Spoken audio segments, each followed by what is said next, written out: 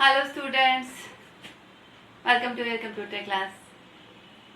Now, we were on the topic operating system.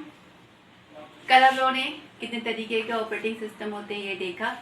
Now, layers, operating system layers. First of all, what is the operating system? Okay, मैं पहले layers बना दूं.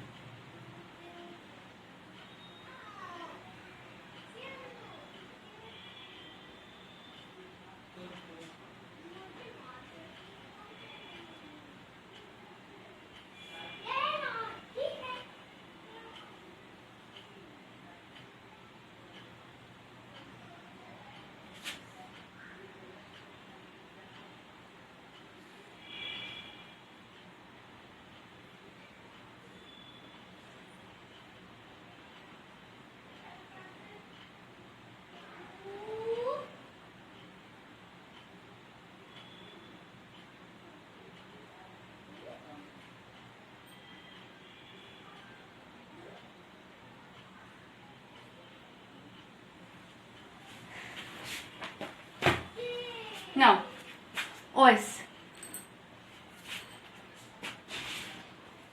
ये operating system की layer. What is the operating system? A software, a system software.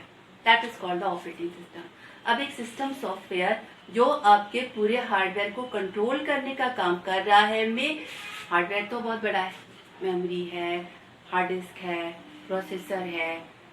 तो उसको काम के बेस पर लेयर्स में बांटा गया है. मतलब बड़ा सा, मतलब ऑपरेटिंग सिस्टम अगर पूरे हार्डवेयर को कंट्रोल कर रहा है तो छोटा मोटा प्रोग्राम तो हुआ नहीं, बड़ा सा प्रोग्राम हुआ जो पार्ट्स में डिवाइडेड है. तो उन पार्ट्स के बेस पे हर पार्ट एक काम को कर रहा है, तो उस पार्ट्स के बेस पर इसको लेयर में बांटा गया है. ठीक है.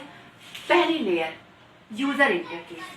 यूजर इंटरफेस क्या? आपका ऑपरेटिंग सिस्टम ढेर सारे काम कर रहा है, मतलब मेमोरी को मैनेज कर रहा है, जो प्रोग्राम आप रन कराना चाहे उस प्रोग्राम को रन करा रहा है, प्रोसेसर असाइन कर रहा है, आईओ डिवाइस असाइन कर रहा है. तो किसी भी काम को आप उसे करने के लिए कैसे कहेंगे?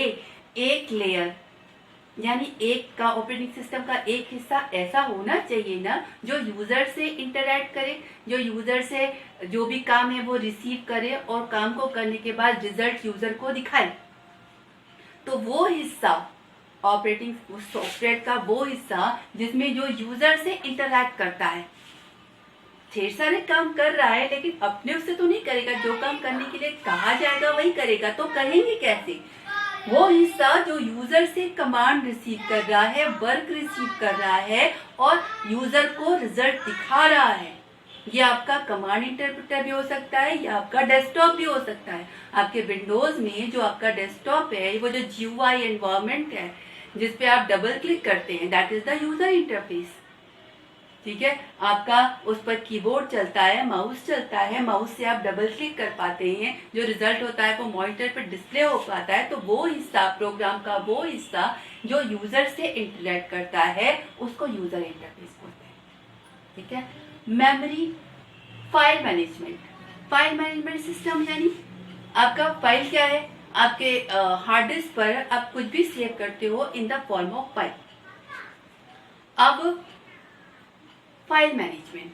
फाइल मैनेजमेंट में क्या आता है कि आपने मान लीजिए कोई फाइल दी, कोई नाम दिया, सेव किया. ऑपरेटिंग सिस्टम ने उस फाइल को हार्ड डिस्क पे जाके सेव किया है. आपने क्या दिया था? आपने डायरेक्टरी दिया था, फाइल का नाम दिया था, यानी डायरेक्टरी का नाम दिया है, फाइल का नाम दिया है. ऑपरेटिंग सिस्टम ने क्या किया है? आप लोग फर्स्ट चैप्टर में हार्ड डिस्क पढ़ चुके हैं. यू नो हार्ड डिस्क आपकी ऐसी होती है, in the form of cylinder, tracks and sector. ठीक है. यानी आपकी जो फाइल है वो किसी सिलेंडर पर, किसी ट्रैक और किसी सेक्टर में जाकर सेव हुई है. और कोई जरूरी नहीं है कि वो एक ही जगह हो. फाइल आप बढ़ाते जाते हैं तो हो सकता है एक हिस्सा यहाँ सेव है, एक हिस्सा यहाँ, एक हिस्सा यहाँ सेव हो. अब ये ओएस की रिस्पॉन्सिबिलिटी होती है कि जब आपने उसे फाइल सेव करने के लिए जो डायरेक्टरी, जो फाइल नेम दिया उसने सेव कर दी. अब आप जब ओपन कर रहे हैं, आपने क्या दिया? आप सिलेंडर का नाम, ट्रैक का नाम, सेक्टर का नाम तो नहीं देते हैं ना. आप देते हैं डायरेक्टरी का नाम और फाइल का नाम. ओएस उसी डायरेक्टरी में उसी फाइल को सर्च करके अगर फाइल अवेलेबल है, मतलब इस बात की पूरी रिकॉर्ड कीपिंग रखता है कि किस डायरेक्टरी में कौन सी फाइल है और वो फाइल किस हार्ड डिस्क में, किस सिलेंडर, किस ट्रैक और किस सेक्टर पर है। पहला उसने डायरेक्टरी को सर्च किया, अगर फाइल नहीं है तो आपको बता देगा फाइल नॉट फाउंड, उस डायरेक्टरी में उस नाम की कोई फाइल नहीं है। और अगर फाइल है तो उस तरह सिलेंडर और ट्रैक और सेक्टर पर जाकर आपको वो फाइल ला कर देगा। तो ये जो पूरा काम होता है ये फाइल मैनेजमेंट में आता है। पूरी रिकॉर्ड कीपिंग, कौन सी फाइल सिलेंडर में कहाँ पर है, किस डायरेक्टरी के अंदर है, जब मांगी जाए देना, और जब आप अपडेट करें तो उसी जगह पर जाके सेव करके लिंक क्रिएट करना कि एक हिस्सा यहाँ है, दूसरा हिस्सा, ये सारा वर्क उसका फाइल मैनेजमेंट में आता है। Input output, input output means input output devices, ठीक है। अब आपका जो ऑपरेटिंग सिस्टम है ये सारे डिवाइसेस को, देखिए हर डिवाइस का अलग अलग नेचर होता है, ठीक है। तो हर डिवाइस को हैंडल करने का जो प्रोग्राम होता है उसको बोलते हैं डिवाइस ड्राइवर, और वो डिवाइस ड्राइवर आपके ऑपरेटिंग सिस्टम में होता है, ठीक है। तो आपका ऑपरेटिंग सिस्टम किसी भी डिवाइस को उसके डिवाइस ड्राइवर के थ्रू समझता है। अब ये ओएस का काम होता है कि किसी प्रोसेस ने अगर किसी डिवाइस की डिमांड की है तो उस प्रोसेस को वो डिवाइस अलोकेट करना, फिर जब उसका काम हो जाए तो वापस लेना, दूसरे को देना, ठीक है। इस बात का पूरा रिकॉर्ड रखना कि कितने डिवाइस हैं, किस स्टेट में हैं, किसको दे रखा है, कितनी देर से दे रखा है, कौन दूसरा डिमांड कर रहा है, ये सारी वर्किंग इनपुट आउटपुट में आती है, ठीक है। मेमोरी मैनेजमेंट, मेमोरी देखिए हार्ड डिस्क आपकी सेकेंडरी मेमोरी होती है और उसका मैनेजमेंट फाइल मैनेजमेंट में आता है, ठीक है। मेमोरी मैनेजमेंट में managing your RAM, random access memory. Random access memory का मतलब आपका, देखिए आपका किसी भी प्रोग्राम को रन होना है तो उसको मेन मेमोरी में आना पड़ेगा, ठीक है। तो अब ये ओएस का काम होता है कि किसी प्रोग्राम ने रन होने की रिक्वेस्ट की, उसको मेन मेमोरी अलोकेट करे, ठीक है। जितनी देर प्रोग्राम रन हो रहा है उतनी देर वो मेन मेमोरी में रहे, उतनी देर वो हिस्सा किसी दूसरे को अलोकेट नहीं होना है, ओवरराइट नहीं होना है। जैसे आपका ये मेन मेमोरी है, ये हिस्सा P1 को दिया, अब अगर P2 ने डिमांड की और यही हिस्सा अगर P2 को दे दिया तो P1 तो ओवरराइट हो गया ना, और फिर वो चल नहीं पाएगा क्योंकि वो जो उसका प्रोग्राम जहाँ पे था उस पर कुछ और प्रोग्राम आ गया है तो उसका प्रोग्राम तो चला गया। तो इस बात की भी रिकॉर्ड कीपिंग कि अगर P1 को ये हिस्सा दे रखा है तो जितनी देर ये चल रहा है उतनी देर वो हिस्सा किसी और को नहीं देना, और उसके बाद जब वो निकल जाए कंप्लीट होके तो फिर वो हिस्सा फ्री कर लेना ताकि किसी और को दिया जा सके। जो पूरा काम है, पूरी रैम का management, allocation, D allocation, protection, all the working come in the memory management, main memory management. Kernel is the core part of the operating system, जो मेजर पार्ट होता है, जो सबसे मेन पार्ट होता है, जो सारे हार्डवेयर वाले काम को कराता है, मतलब प्रोग्राम का वो हिस्सा जिसमें वो मेजर हार्डवेयर से डीलिंग वाला काम कर रहा है। उसको पता है कि एक जगह प्रोसेस है, inter process communication, sharing, protection, सब कुछ, प्रोसेसर, शेड्यूलिंग, सब कुछ जो मेजर कोर वर्क है वो आपका कर्नल में है। The major work of the operating system come in the kernel section, means core working.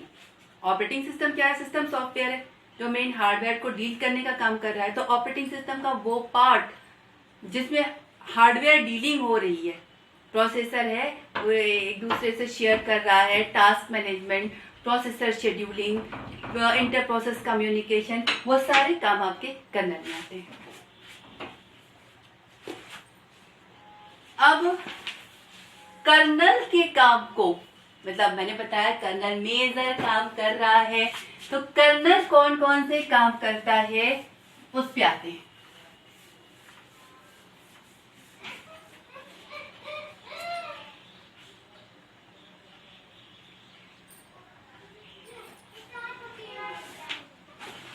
First one is the processor management.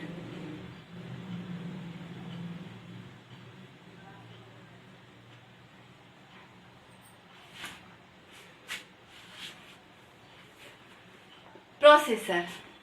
What is the processor?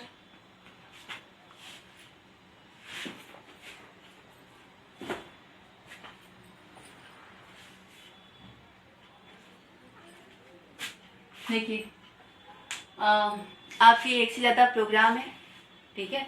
Main आपका processor वो part होता है जहां पर प्रोग्राम रन होते हैं, ठीक है। अब आपका कंप्यूटर प्रोसेसर प्रोग्राम को रन कराता है और फिर प्रोग्राम में जो लिखा हुआ है उस अकॉर्डिंग वर्क होता है। अब यहाँ पर ऑपरेटिंग सिस्टम का काम, देखिए प्रोसेसर तो एक ही है, जो भी है P1, P2, P3 जो भी है तो एक ही। देख, अब इस प्रोसेसर की डिमांड करने वाले प्रोग्राम एक से ज्यादा हो सकते हैं। कल मैंने आपको मल्टी प्रोग्रामिंग, मल्टीटास्किंग पढ़ाया था। मतलब पहला मल्टी प्रोग्रामिंग मतलब एक से ज्यादा प्रोग्राम है,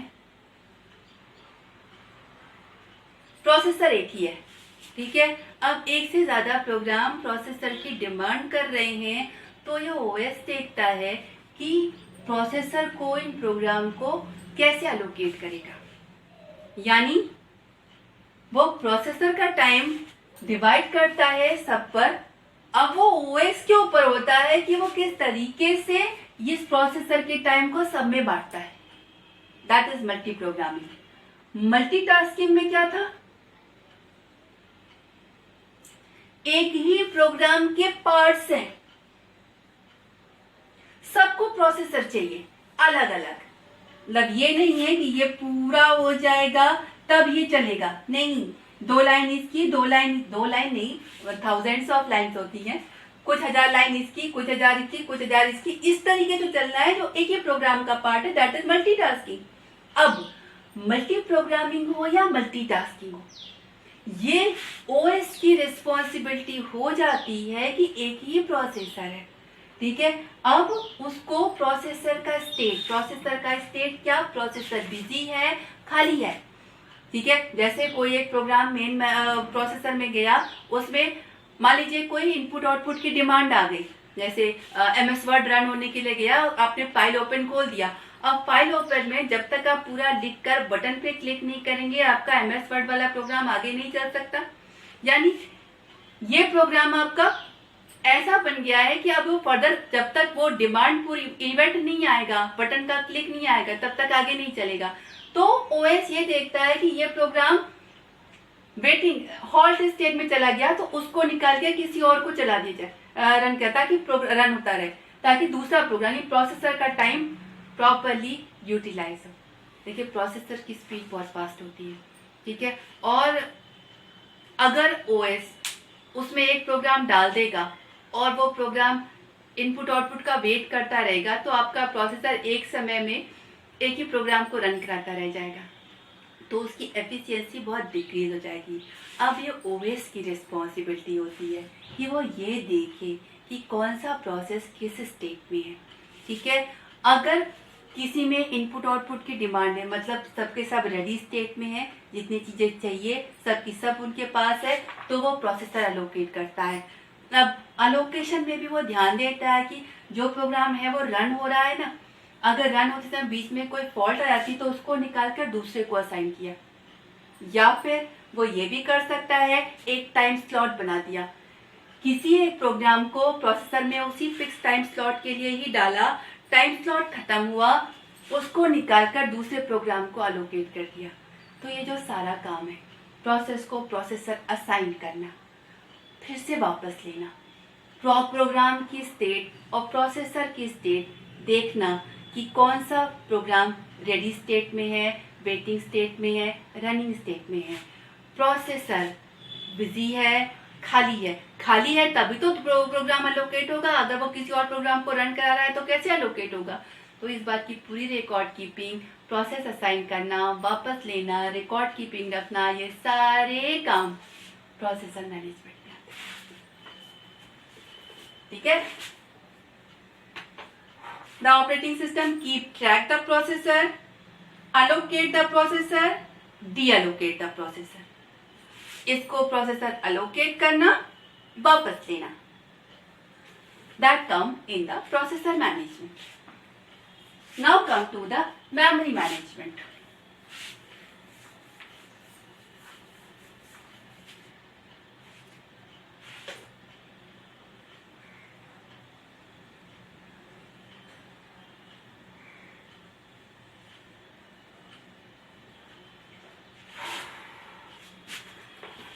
Memory management means managing your RAM, random access memory.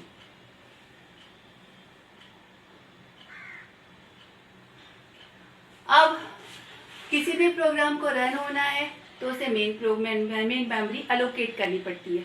अब एक ही प्रोग्राम तो रन नहीं होना है, मल्टी प्रोग्रामिंग में एक से ज्यादा प्रोग्राम आते हैं रन होने के लिए.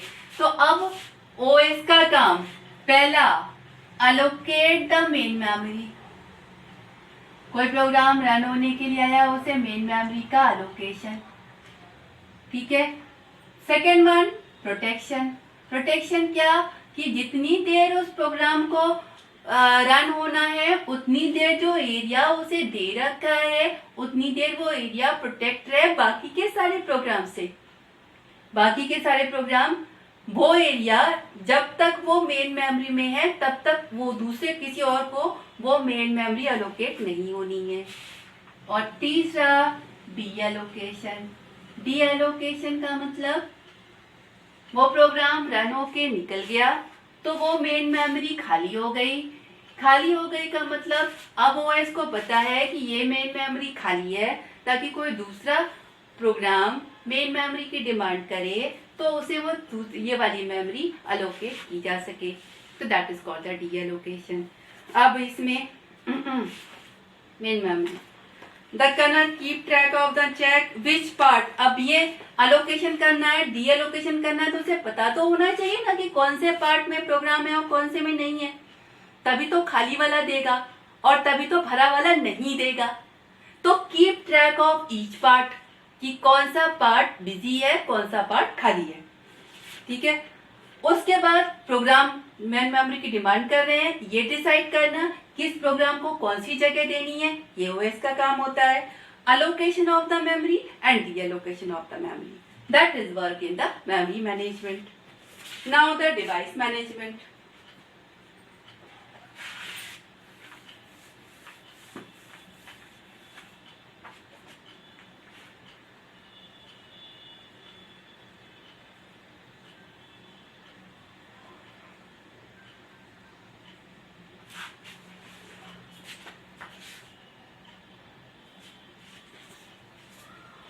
Device management. Device management means input output devices. जितने इनपुट आउटपुट डिवाइसेस हैं उनका मैनेजमेंट, मतलब आपका कीबोर्ड हुआ, माउस हुआ, प्रिंटर हुआ, मॉनिटर हुआ, they all are the devices, उनका मैनेजमेंट. अब उनका मैनेजमेंट आपका देखिए, devices are the hardware one and your OS is the software one.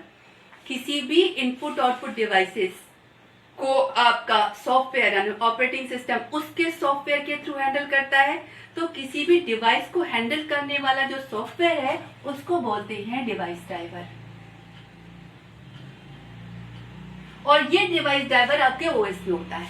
तो इस डिवाइस ड्राइवर की हेल्प से, यानी वो प्रोग्राम जो पर्टिकुलर डिवाइस के लिए ही लिखा गया है, जिसमें उस डिवाइस को हैंडल करने वाली लाइनें लिखी हैं, उस लाइन की हेल्प से, उस डिवाइस ड्राइवर की हेल्प से ओएस आपका किसी भी डिवाइस को हैंडल करता है.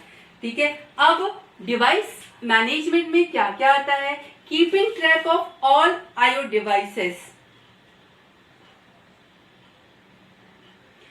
कितने डिवाइसेस हैं और उन सब की डिवाइस ड्राइवर कहां पर हैं ओएस के अंदर, इस चीज की कीप ट्रैकिंग. मतलब आपका माउस है तो माउस का डिवाइस ड्राइवर कहाँ पे है, कीबोर्ड है तो उसका डिवाइस ड्राइवर कहाँ पे है, प्रिंटर है तो उसका डिवाइस ड्राइवर कहाँ पे है. ऐसा तो नहीं है कि कोई डिवाइस लगा हुआ है और हमारे पास डिवाइस ड्राइवर ना हो. डिवाइस ड्राइवर एक्स्ट्रा हो सकते हैं, लेकिन अगर कोई डिवाइस लगा हुआ है तो उसको हैंडल करने वाला डिवाइस ड्राइवर होना चाहिए. इस बात की कीपिंग ट्रैकिंग कि हाँ ये सारे डिवाइसेस हैं और इन सब के डिवाइस ड्राइवर यहाँ हैं, पहला काम. दूसरा, अब डिवाइसेस हैं, प्रोसेस को डिवाइस एलोकेट करना है। तो पहला काम एलोकेशन। एलोकेशन में पहला देखना कि किस किस प्रोसेस को हम डिमांड कर रहा है, तो उसको एलोकेट करना। पहला डिसाइड करना, डिसाइड कि किस प्रोसेस ने कौन सी डिवाइस की डिमांड की है, उसको वो मतलब ये हो सकता है कि एक से ज्यादा प्रोसेस एक ही डिवाइस की डिमांड कर रहे हो।